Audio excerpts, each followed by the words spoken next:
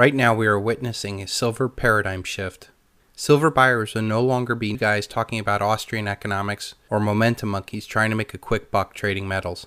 Soon it will be wide-eyed panic buying as people wake up to the fact that everything that they have ever worked for is being destroyed by the massive money creation of the world's central banks.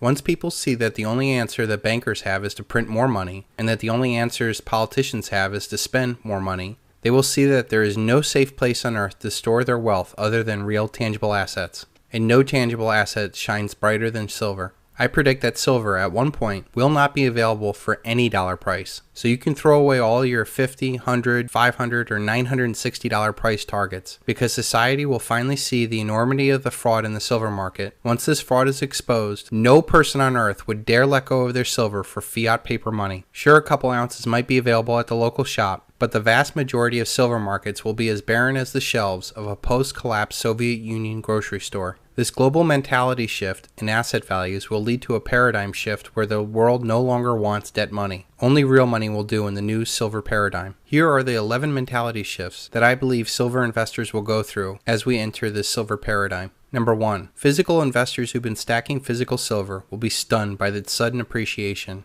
It will be akin to someone winning the lottery. They'll be shocked by the enormity of their newfound wealth, which occurs at the exact same time the economy becomes an absolute horror show. A shift in the perception of wealth will confirm that they are holding something truly precious. The years of being told that they were crazy for buying silver will finally give way to, "You were right." After the shock wears off, the newly minted wealthy will seek to make the most of this once-in-a-lifetime opportunity. These men were astute enough to buy physical silver when everybody said that they were nuts. They are certainly not now going to give up what they have for some dirty dollars that they didn't want years ago. They will wait for something much, much better. They will not immediately seek opportunities to invest their new wealth in, because the final throes of the debt-based economy will be horrific. No one will invest when it is not certain what will happen to humanity. They will have no choice but to wait until the act plays out and the music stops. The second mentality shift will be long-term paper investors who've been sitting on the sidelines. They will rush to buy physical silver this time around. I cannot tell you how many people I know that have been literally dragging their feet buying physical silver. You know who you are. They understand why to buy, but it's just so hard for them to pull the trigger. Unfortunately, it will not be until much higher prices that they will finally pull the trigger. When they do buy, they will be joining a fast and furious rush as those fence sitters finally panic for the exits. They will see that Europe's debt problem is actually the world's debt problem. We cannot solve debt with more debt. They will see that no paper asset is safe with the amount of money printing that will occur in the next round of too big to fails. This time, the too big of fails won't be some puny billion-dollar company. It will be trillion-dollar nations.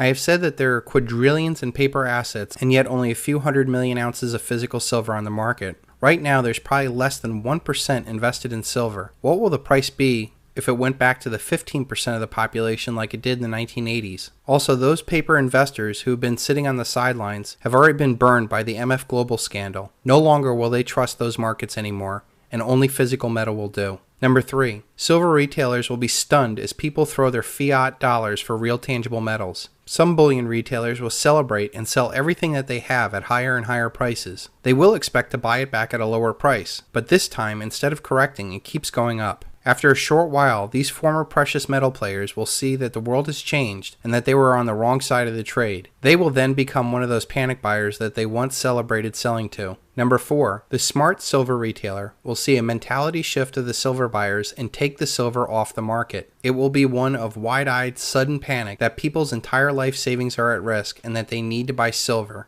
or any other physical asset for that matter. These new panicked buyers will not be letting go of their silver anytime soon because they will no longer trust the dollar, the stock market, the banks, or the government. The smart silver retailer will now see that the real money is not in selling the metal, but in holding the metal. The longer that they hold it, the more that they may never sell that metal for paper again. They will join the rest of the strong-handed investors that will not sell until a new monetary paradigm is established, or they can leverage their silver directly for other income-producing assets. The smart silver retailer will quit all their advertising, fire all their employees, shut down the vault, and wait. Number 5. The momentum monkeys who play the paper markets on real assets will seize upon the new mentality to drive up paper prices higher as they smell blood in the silver short water. Hedge funds will jump all over this market as they seek to squeeze every dollar out of the silver market. Vast paper wealth will be made in very short time. These momentum monkeys will fail to see that they were right on the trade, but wrong on the vehicle. The paper market will cheat them of their ultimate reward of wealth. The mentality shift in asset values will send real assets soaring at the same time all paper asset markets fail. Even if the momentum monkeys are right on their long silver bet, there is nothing stopping the COMEX from changing the rules for paper traders capping their gains. There is nothing stopping a failure of their brokerage account like MF Global or their bank as the paper market sees up. There is nothing stopping people from not accepting their paper winnings for real physical silver.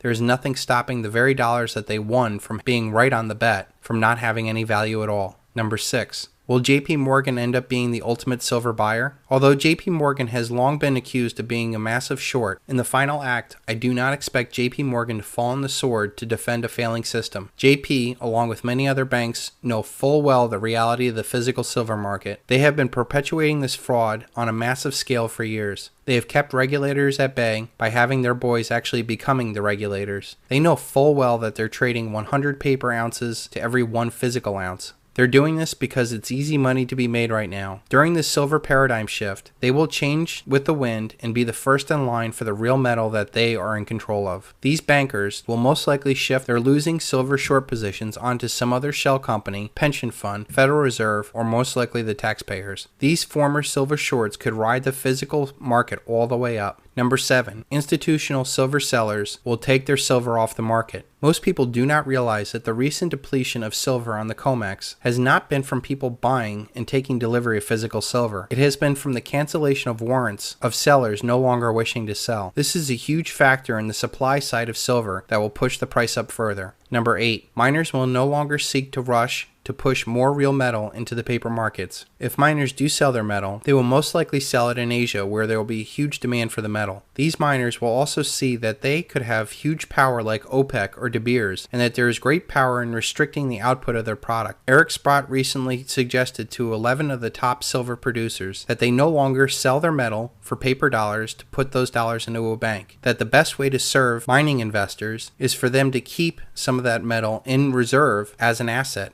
instead of selling it out onto the market. This is especially important because most silver is merely a byproduct of mining of other metals. Smart miners would be wise to sell their zinc and other metals and keep their silver byproduct as profit. The silver would grow in value and not be taxed. Since they never sell it, there is no tax on its increasing in value. The increasing value would be monetized through the appreciation of the stock price as their balance sheet becomes more and more attractive. Number 9. Corporations that were once comfortable with paper contracts guaranteeing delivery of their metal will want immediate physical delivery. Silver is such a strategic metal and is used in such small quantities. There are billions of dollars in corporate valuations at risk. If corporations cannot secure the basic components of their products, companies like Apple will whip out a big fat checkbook, and only the real thing will do. Corporations will use their power to create a stockpile which will add to further demand. Most likely they will bypass the paper markets altogether and deal directly with the corporations who mine the silver. What a power shift that will be when tech giants have to go hat in hand to a small mining company to get their metal. Who knows, maybe these tech giants will use their wealth and buy the whole mining company. Number 10. Mining nations will make their move. So many mines are in nations that can and will, at the drop of the hat, nationalize mines. Nations will be facing tremendous social upheaval and will not hesitate to steal wealth from mines that rest in their lands. China was once the largest exporter of silver only 5 years ago and is now the largest importer of silver. Bolivia was on the verge of nationalizing its mines last May. They could now pull the trigger anytime that they want. Even in the United States, do you really think the thieves in Washington will not steal from the mines in America, or the silver on the COMEX, or SLV, or even its citizens? For the record, I do not think that they will go for little guys like us. First, the majority of silver holders are smart enough to hide their silver beyond the sight of the federales. Second, the majority of silver owners I know are former military, gun owners who don't trust the government. They will never willingly give up their silver to anyone any more than they would give up their guns, food, or children. And if they won't give it up, what are they going to do? Send a SWAT team to grab some mercury dimes that may or may not be there? That will go over well. Finally, I believe that the government will have much bigger problems on its hands with riots, wars, and starvation to mount any effort of confiscation. And all of this assumes that these bozos in Washington and New York even understand how important silver is. Number 11. The anti-hegemon makes its move. I have written before that there is a group of nations that have not benefited from the current world order and are seeking a way to end it. They have been very wise not to agitate the mortally wounded beast of the Anglo-American Empire. They have been sitting on the sidelines, sharpening their knives, waiting for the right time to carve up their remains. China is leading these nations with their huge dollar reserves and opening up new markets like the Pan-Asian Gold Exchange and the Hong Kong Mercantile Exchange. These nations are using their paper assets to buy real assets all over the world. China is now on every continent buying oil, farms, and mines. They do not waste their wealth on frivolous showcase properties like the Japanese did when they bought golf courses or Manhattan skyscrapers. They're buying assets that will be the basis of real power in the new paradigm. All of these mentality shifts and real asset values will ultimately lead to a silver paradigm shift in power. Those that have real assets will be the ones making the rules. Those investors who have physical metal will finally have the upper hand over the paper manipulators. Those miners will finally become more valuable than frivolous companies like Facebook. Those nations that have natural resources will have the upper hand economically over nations that have nothing else to offer but debt and death. A shift in power will be from those who produce nothing to those that produce something. Reality will take hold, and the day of something for nothing will be over for good. When this game changes, you will see that counterparty risk becomes the most important aspect of investing. Paper assets rely on another party to fulfill their end of the bargain. Real assets do not. When the world is panicking, it will be every man for themselves. There are many more powerful people higher up on the food chain that will get theirs before yours. A very wise man, Ponce, once said, "If you don't hold it, you don't own it." When this shift happens, will you be in the right place at the right time?